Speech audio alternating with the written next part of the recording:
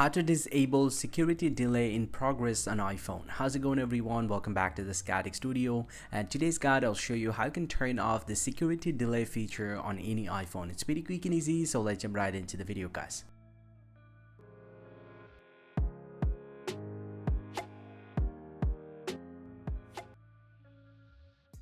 Well, so the security delays actually appears when you have enabled the stolen device protection on your iPhone. So not to disable this feature, you also have to disable the stolen device protection. Now to do that, simply go and open up the settings application from your iPhone and then scroll down and tap on Face ID and passcode. Under this one, go ahead and enter your iPhone passcode.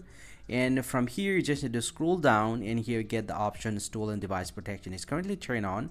You just need to tap on this one and you just need to turn off the stolen device protection. Once you tap on this one, it's going to again show you the security delay in progress. So you actually have to wait the time that is remaining here. So I have 55 minutes. And after that, this error will be gone and you just need to come to the same place and you will be able to turn off the stolen device protection. And once you have turned off this feature, the security delay in progress will be removed from your iPhone. Hope you find this very helpful, guys. If you do, please drop a like and subscribe to my channel. See you guys around, and thank you very much for watching.